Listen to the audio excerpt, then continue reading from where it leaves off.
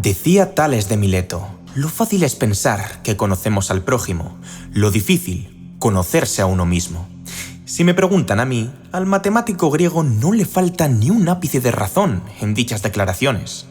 Parece que somos expertos en juzgar, etiquetar y desprestigiar a los demás en base al comportamiento que adoptan para con las personas de su alrededor.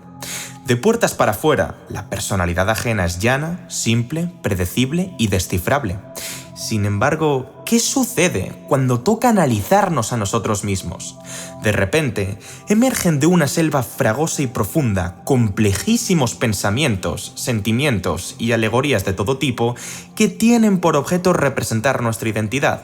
A la postre, tendemos a concebirnos como la excepción a la norma, el intruso de la sala, el punto aislado del plano que corrompe, deprava y ensucia por entero el análisis de regresión. Yo soy, como diría Ortega y Gasset, yo y mis circunstancias. ¿De verdad la gente cree que puede etiquetar mi forma de ser y pronosticar mi conducta?, dijo un hombre cualquiera. No me cabe la menor duda de que la personalidad es uno de los puzzles psicológicos más enrevesados y caóticos que podemos encontrar, pues existen infinitas combinaciones de seres humanos, cada cual singular e irrepetible. Aún así, también impera la tendencia a polarizar nuestras valoraciones hacia un status quo exageradamente positivo, ignorando los vicios, defectos y manías más notorios en los que solemos incurrir en pos de enaltecer nuestra imagen de cara al público, o dramáticamente negativo, creando una visión distorsionada y pesimista de nuestros atributos, capacidades y facultades, y en suma, magnificando las emociones adversas que retroalimentan dichos pensamientos catastrofistas. Con todo, mi propósito con este corto documental es que puedas al fin comprender el funcionamiento de tu esencia como persona. Amigos, os aseguro que os sorprenderéis a vosotros mismos, como nunca antes lo habéis hecho. Antes de hablar de la personalidad, creo conveniente ofrecer una definición del concepto, distinguiéndola de posibles malinterpretaciones, creencias populares o mitos sin sentido. En el lenguaje cotidiano, es frecuente ver cómo los términos personalidad, temperamento y carácter se emplean de forma intercambiable. Sin embargo, uno ha de advertir que estas palabras pretenden matizar ciertas diferencias que rara vez se observan a simple vista. Por un lado, el temperamento es la disposición innata que nos impulsa a reaccionar de forma particular a los estímulos ambientales. Así pues, este hace referencia a la dimensión biológica e instintiva de la personalidad humana. El temperamento está determinado por la herencia genética, la cual influye de manera notable en el funcionamiento del sistema nervioso y endocrino, es decir, en la incidencia relativa de plurales neurotransmisores y hormonas. Estas diferencias a nivel individual dan lugar a variaciones en distintos rasgos y predisposiciones. Por ejemplo, la hiperreactividad del sistema nervioso simpático, o en palabras más simples, la facilidad con la que el cerebro entra en modo alerta, favorece la aparición de sensaciones de ansiedad y estrés. Asimismo, otro ejemplo que proporciona Hans Eysenck es que las personas extrovertidas se caracterizan por niveles crónicamente bajos de activación cortical. Por otro lado, el carácter es el conjunto de reacciones y hábitos de comportamiento que se han adquirido durante la vida. Dicho de otro modo, se trata del componente aprendido de la personalidad, ya que aparece como consecuencia de las experiencias que vivimos y la cultura en la que crecemos. Contrariamente al pensamiento común, no se manifiesta de forma absoluta e inexorable en la infancia, sino que pasa por diversas fases hasta alcanzar su completa expresión al final de la adolescencia. En efecto, las vivencias específicas, la localización geográfica, el entorno social y familiar o la educación formal son capaces de moldear considerablemente las predisposiciones genéticas y tendencias biológicas antes descritas, esto es, al temperamento. Si bien no existe un grado de acuerdo tan contundente en torno a la definición del carácter en comparación con la de temperamento, la mayoría de propuestas destacan el hecho de que el primero deriva de la interacción social. Una vez aclarado este punto, ¿cómo entendemos hoy en día la personalidad? Pues mediante la siguiente fórmula: personalidad es igual a temperamento más carácter. En psicología, el término personalidad se define como la organización de las emociones, cogniciones y conductas que determinan los patrones de comportamiento de un individuo. Se trata de la integración dinámica de las pautas de comportamiento que emanan de la herencia genética en colaboración con los factores sociales y culturales, es decir, un conjunto de rasgos tanto aprendidos como innatos que se dan en un individuo y persisten a lo largo del tiempo. Es de vital relevancia recalcar este último punto. La personalidad ha de ser coherente en contextos distintos, de tal manera que el marco de actuación del sujeto en cuestión y su estado de ánimo se manifiesten repetidamente en escenarios cambiantes. Estarás de acuerdo conmigo en que sería injusto calificar a un profesor de iracundo solo por haberle visto enfadado en una clase, tachar a una nueva alumna de tímida porque los primeros días no es capaz de romper el hielo, o enjuiciar a tu vecino de irresponsable tras irse de copas un viernes. Dicho esto, es posible discernir qué aspectos de la personalidad pertenecen al carácter y cuáles son temperamentales. O sea, ¿mis ángeles y mis demonios son innatos o adquiridos? Sin duda, esta es la pregunta del millón. Siento desilusionarte, pero es francamente difícil distinguir de forma estricta en la actualidad si un rasgo peculiar, verbigracia, la obsesión, la dejadez o la adaptabilidad, es un pilar de nuestra naturaleza o, por el contrario, ha sido designado por el ambiente. Lo más habitual es que, en mayor o menor medida, ambas hayan ejercido cierta influencia en la constitución de dichos atributos. Es ahora cuando penetramos en el grueso del vídeo en aras de conocer en detalle aquellos aspectos de nosotros mismos que merecen ser estudiados. Evidentemente, uno se volvería loco si comenzara a inspeccionar los más de 4.504 adjetivos que Gordon Allport propuso para denotar rasgos relativamente permanentes y observables. Además, sería ineficiente proceder de esta manera, puesto que la mayoría de estas palabras contienen información que otros vocablos más generales ya recogen. A efectos prácticos, la diferencia entre los términos amable, majo y simpático es demasiado sutil como para incidir en ella a la hora de evaluar nuestra personalidad. En términos estadísticos, se espera que la correlación y la covarianza de estas tres variables sea mucho más elevada con respecto a la de simpático y curioso o la de amable y dominante. Esto es de sentido común. Si agradable y majo son epítetos similares, lo más normal sería que la gente responda afirmativamente tanto en el caso de que se les preguntara si se ven majos, como en el de si se consideran amables. El profesor Jordan Peterson realizó un apunte brillante. ¿Qué tan correlacionados tendrían que estar dos parámetros diferentes para que sea posible omitir uno de ellos al estimar la presencia de ambos? Y más importante aún, ¿qué adjetivos son más completos semánticamente hablando? O sea, ¿cuáles nos revelan más datos acerca del sustantivo? En su lugar, nos guiaremos por un sistema mucho más sencillo cuyo fin es agrupar rasgos independientes entre sí, es decir, que abarquen propiedades que pertenezcan a espectros dispares de la naturaleza humana.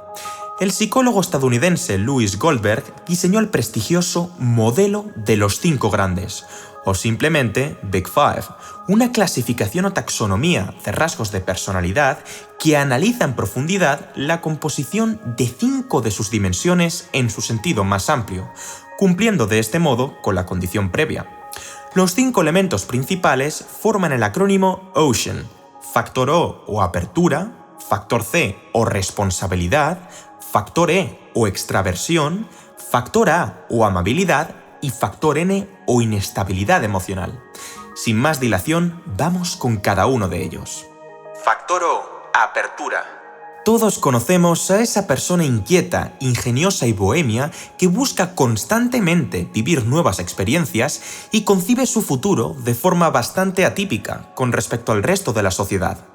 El individuo con un alto grado de apertura se caracteriza por tener una relación fluida con su imaginación, apreciar el arte y la estética, romper con la rutina, desarrollar su creatividad y ser consecuente con las emociones propias y ajenas. Además, el prototipo del factor O suele poseer conocimientos sobre multitud de temas debido a su extrema curiosidad intelectual, lo cual les hace más propensos a adoptar creencias menos convencionales. Otra característica del estilo cognitivo abierto es una instalación para con el pensamiento en símbolos y abstracciones alejadas de la experiencia concreta. Así pues, es frecuente observar la apertura en músicos, filósofos, escritores, arquitectos, publicistas y diseñadores. Su opuesto es la cerrazón a la experiencia o el rechazo al cambio. Personas con puntuaciones bajas en apertura tienden a tener intereses más usuales y tradicionales. Ellos prefieren la llaneza, familiaridad y sencillez sobre lo complejo, cambiante, ambiguo y sutil, llegando incluso a considerar las artes y las ciencias con cierta suspicacia y mirar dichos emprendimientos con desprecio o falta de interés. En resumen, un sujeto que esté abierto a la experiencia diría algo parecido a: tengo ideas excelentes, empleo expresiones poco comunes, me lanzo hacia nuevas aventuras y soy de mente ágil a la hora de entender nuevos conceptos. Mientras que uno muy cerrado declararía: la abstracción mental no me interesa en absoluto, carezco de imaginación y no se me da nada bien aprender cosas nuevas. Factor C. Responsabilidad. Estoy prácticamente seguro de que una proporción significativa de mi audiencia comparte conmigo este rasgo de la personalidad. También denominado diligencia o escrupulosidad, la responsabilidad es una tendencia a mostrar autodisciplina, establecer un orden concreto de procesos y prioridades y actuar de manera premeditada. Esta dimensión tiene sus bases en el autocontrol o fuerza de voluntad, una habilidad elemental en pos de la planificación, organización y ejecución de tareas. Por este motivo, el factor C se traduce en cualidades como el detallismo, la meticulosidad, la industrialidad, la puntualidad y la confiabilidad. Eso sí, un apunte interesante es que algunos psicólogos prefieren separar la capacidad de programación y realización de actividades de la honestidad con los demás. ¿Por qué una persona responsable con sus quehaceres habría de ser sincera automáticamente? ¿Es que acaso no son dos terrenos aparte? Sí y no. Ambas respuestas serían válidas dependiendo del enfoque que utilicemos. La disciplina y el orden son, efectivamente, atributos cuya forma externa no coincide con la lealtad, pero su covarianza es lo suficientemente elevada como para que, a priori, los evaluemos en tándem. En cualquier caso, ya sabríamos cómo definir a un sujeto que destaque en esta área: concienzudo, voluntarioso, determinado, de propósitos claros, de acciones previstas, capaz de controlar sus impulsos viscerales y con una capacidad de concentración sobresaliente. En fin, no exagero cuando afirmo que más de la mitad de mi contenido tiene por objeto reforzar o erigir esta particular característica. La responsabilidad suele hacer acto de presencia en emprendedores, ingenieros, médicos, abogados, músicos o militares. En contrapartida, el polo opuesto es más laxo, informal y descuidado en sus principios morales, confundiendo la flexibilidad, el disfrute personal y la libertad con la negligencia, el desgobierno y la ociosidad. En definitiva, el testimonio de una persona con niveles estratosféricos de toma de conciencia sería bastante similar a: siempre estoy preparado, presto atención a los detalles, hago mis deberes de inmediato, soy partidario del orden y soy muy exigente con mi trabajo, jamás olvido mis pertenencias, sigo un horario específico y me considero socialmente útil. De los 5 grandes rasgos de la personalidad, el factor C es, con una diferencia atronadora, el que mejor predice el éxito tanto en el ámbito de la salud como en el profesional y económico. Factor E. Extraversión. ¿Por qué hay quienes se sienten a gusto al estar constantemente estimulados por los demás y en cambio otros individuos que tratan de limitar un poco más la presencia de terceros o directamente optan solo por su propia compañía? La respuesta variará en función del grado de extroversión, un rasgo que se caracteriza por la alta sociabilidad, la tendencia al acompañamiento de otros, el atrevimiento en situaciones sociales o la predisposición a evitar la soledad. Este perfil suele mostrar un pronunciado compromiso o unión con el mundo externo. A los extrovertidos les gusta estar rodeados de gente, siendo a menudo percibidos como personas entusiastas, energéticas, alegres y carismáticas. Ya sabes, ese amigo o amiga al que le propones una quedada a última hora y con casi toda seguridad su respuesta será un «me apunto» o un «sí, vamos». En suma, su rica experiencia social les dota de recursos para llamar la atención de forma positiva, hablar para que el receptor se entretenga con su discurso y en muchas ocasiones comunicar sus opiniones y deseos con asertividad. A la inversa, los introvertidos guardan un menor compromiso social y no reflejan tanta vivacidad como los extrovertidos. Más bien, su inclinación se fructifica por medio de la tranquilidad, la deliberación y la discreción, razón por la cual están menos involucrados con el mundo exterior. Eso sí, su falta de participación comunitaria no debe interpretarse necesariamente como timidez, desapego o depresión. Su actitud con respecto al entorno podría deberse al simple hecho de que no requieren tanta estimulación externa o saben sacar provecho de su propia soledad. Y es que, en dosis adecuadas, pasar tiempo con nosotros mismos constituye un importante estímulo para la creatividad, el enfoque y la cultivación del intelecto. Eso sí, es menester aclarar que el aislamiento social severo y prolongado es a su vez causa y consecuencia de múltiples trastornos como la depresión o la ansiedad. No todo introvertido disfruta de sí mismo. Recapitulando, las declaraciones de un sujeto con alta puntuación en el factor E serían muy próximas a «me encanta la gente, me siento cómodo en su presencia, suelo charlar con muchas personas distintas en eventos, fiestas y situaciones, no me importa ser el centro de atención, no tengo ningún problema en iniciar una conversación y mis amistades son variadas y satisfactorias». En cambio, una persona muy reservada manifestaría «no hablo demasiado, odio que todo el mundo se fije en mí, pienso mucho las cosas antes de hablar o actuar, estoy más callado de lo habitual con extraños y me repele la idea de hablar ante grandes multitudes». Factor A. Amabilidad. ¿Conoces la máxima «trata a los demás como te gustaría que te tratasen a ti»? Pues esta es precisamente la base de la amabilidad. También denominada afabilidad o simpatía, se define como la demostración continua y genuina de respeto, tolerancia y cordialidad. Sin perjuicio de que sea más o menos comunicativo o sociable, el afable refleja humildad y sencillez allá por donde pasa.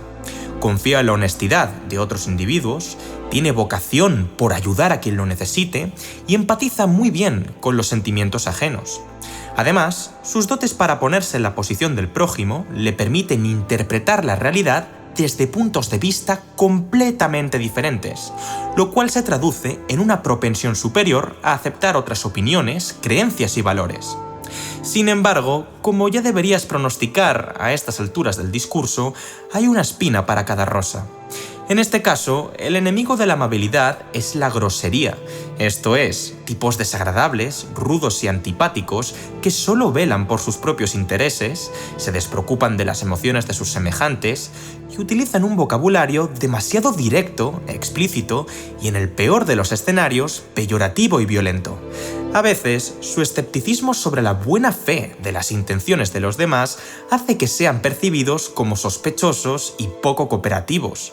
A grandes rasgos, lo que una persona amable enunciaría se asemejaría a «estoy francamente interesado en mis amigos, familia e incluso conocidos. Simpatizo con lo que sienten, procuro que se sientan a gusto conmigo y me tomo el debido tiempo para escuchar y suplir sus necesidades». Al contrario, un ente desapegado confesaría «no me importa insultar a la gente, faltarles el respeto, responderles de mala gana o ignorar sus necesidades. Suficientes problemas tengo yo como para interesarme por los de los demás». Factor N. Neuroticismo. Nos adentramos en el quinto rasgo de la personalidad y posiblemente el más complejo. El neuroticismo, o si se prefiere, inestabilidad emocional, es la tendencia a experimentar emociones adversas tales como ira, culpa, tristeza, inferioridad o desesperación, así como a sufrir ciertos trastornos mentales como el de ansiedad o depresión. Según la teoría de la personalidad de Eysenck, publicada en el año 1967, El factor N está interconectado con la baja tolerancia a las presiones o estímulos externos de carácter negativo, de suerte que las personas con una volatilidad emocional significante presentan una percepción sesgada al valorar situaciones intrincadas, inesperadas o difíciles, e incluso las actividades normales de la vida cotidiana como irresolubles, aflictivas o imposibles de resolver. De este modo, el mundo es concebido por ellos como un lugar cruel, hostil, gélido, despiadado y repleto de incontables amenazas y peligros, motivo por el cual se ven envueltos en toda clase de conductas reactivas, vulnerables y poco homogéneas que persisten y empeoran conforme transcurren los años. Por otro lado, la ausencia, y repito, ausencia de neuroticismo, se da en los individuos más estables, sosegados, resilientes y optimistas, es decir, aquellos cuyo comportamiento tiende a la homogenización independientemente de las vicisitudes a las que deban enfrentarse en un momento concreto. Pero he de clarificar que este último apunte en relación a las personas estables no pretende denotar la inexistencia absoluta de las emociones desfavorables previamente mencionadas, sino que éstas desaparecen en un periodo de tiempo bastante más corto, y ni muchísimo menos ocasionan perjuicios de tan nefastas consecuencias para su salud mental. Por consiguiente, el juicio de los sujetos con alta puntuación en neuroticismo se sintetizaría en: me irrito, frustro, estreso, entristezco, asusto y lamento fácilmente. Me preocupa todo en exceso y tengo cambios de humor muy asiduos y pronunciados en comparación con la gente de mi alrededor. ¿Cómo puedes comprobar en qué medida se presentan en ti cada uno de los 5 grandes rasgos de la personalidad? Mi recomendación personal es que realices el test psicológico que adjuntaré en la descripción del vídeo, el cual te revelará las respectivas valoraciones en relación al modelo Big Five en aproximadamente 15 minutos. Aunque lo cierto es que muchos de vosotros ya intuiréis sin percance alguno cómo se canonizará cada atributo expuesto antes de responder a las preguntas del cuestionario. Nada más concluir con él, me encantaría que compartieras tus resultados en la caja de comentarios. Ahora bien, ¿de qué forma deberían interpretarse? ¿Implica la abundancia o escasez de un rasgo concreto una mejor adaptación al entorno o, por contraste, menor funcionalidad y bienestar? Pues esto dependerá, como es lógico, del factor Ocean en cuestión y su manifestación. Por un lado, la corriente absolutista demarca el escenario idílico como la maximización o la minimización de cada rasgo en función a los efectos que cause sobre la vida de las personas en agregado. En resumidas cuentas, la apertura, responsabilidad, extraversión y amabilidad son valoradas positivamente, mientras que el neuroticismo se considera poco deseable. Según esta visión, la combinación perfecta hacia la cual uno debería tender sería similar a lo que estás observando en pantalla. Cuanto más O, C, E y A y menos N, mejor. Sin embargo, yo considero que esta concepción es extremadamente simplista y está muy polarizada hacia los extremos de la escala, motivo por el cual es rechazada por gran parte de la comunidad de psicólogos a escala internacional. Si bien muchos de ellos concuerdan en que existen organizaciones de los 5 rasgos que arrojan mejores consecuencias que otras en los diversos ámbitos de la vida práctica, eso no quiere decir que sea una y solo una la estructura que ha de tomarse como modelo a seguir o canon de la personalidad. A saber, si nos dieran a elegir entre casarnos con alguien inestable, cerrado, irresponsable, apático y asocial, o con una persona más estable, curiosa, diligente, simpática, sociable e idéntica físicamente a la primera, creo que la respuesta sería muy evidente. Por otro lado, la corriente personalista, o como la denominaría yo, aristotélica, decreta que aproximarse hacia un lado específico de la línea no siempre es favorable. En palabras más sencillas, más factor O, C, E, A o N no siempre equivale a mejor. Bien es cierto que hay un consenso prácticamente generalizado en cuanto al neuroticismo, cuya fluencia se asocia a un performance inoperativo, decadente y lastrante, tanto en las tareas intelectuales como en las emocionales. Sin embargo, el análisis no es tan clarividente en cuanto al resto de rasgos se refiere. ¿Recordáis el principio de aurea mediocritas de Aristóteles? Los que hayáis visto el corto documental de la Media Dorada sabréis que, según él, la virtud moral se encuentra en el término medio entre dos extremos viciosos. Y ojo, medio no es igual a mediano, es decir, no tiene por qué ubicarse en la mitad exacta de la línea. Me explico. En algunos rasgos, el problema reside en la interpretación que llevamos a cabo. Tomemos como ejemplo el de la extroversión. Buscar activamente la compañía de los demás y actuar de forma entusiasta en las relaciones sociales suele ser beneficioso en muchos casos, pero también podríamos estar ante un sujeto con trastorno de la personalidad histriónica que pretende llamar la atención a toda costa, o de la personalidad dependiente que requiere un acompañamiento continuo de los demás para evadirse de sus problemas personales. Asimismo, la amabilidad, empatía y miramiento hacia individuos con trastorno de la personalidad narcisista, borderline o antisocial, ya sea en la vertiente psicópata o en la sociópata, nos colocaría con una altísima probabilidad en situaciones muy vulnerables en las que la otra persona aprovecharía para descalificar, manipular, maltratar o humillar. La introversión mal encauzada se traduce habitualmente en el trastorno de la personalidad evitativa. Gente que alude a eventos sociales o interacciones que impliquen un riesgo de rechazo, crítica o humillación.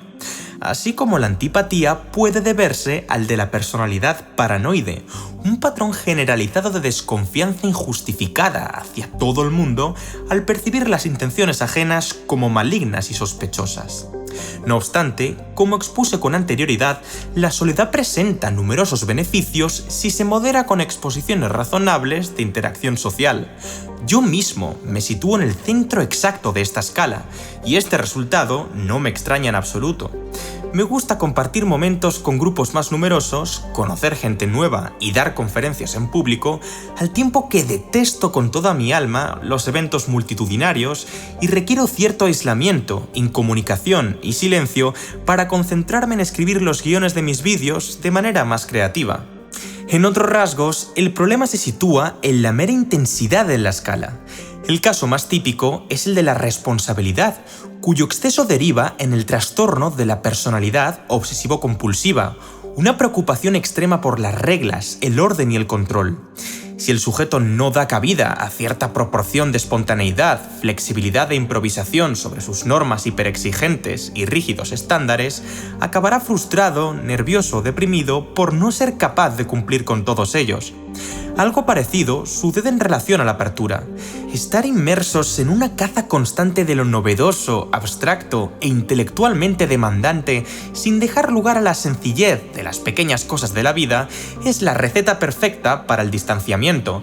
Al percibir a gran parte del núcleo de amigos y familiares como personas poco interesantes, o a las actividades más ordinarias como una pérdida de tiempo. Es muy importante aprender a desconectar de la erudición y la creatividad y diseñar una zona de confort, sí, has oído bien, zona de confort, en la que uno pueda recargar las pilas.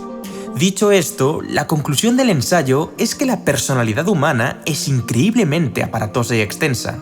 No se puede afirmar que una cualidad específica es siempre buena o mala. Ahora, me corresponde aludir a una pequeña cita a modo de despedida. Todo el mundo tiene sus luces y sus sombras, pero solo unos pocos son capaces de distinguirlas.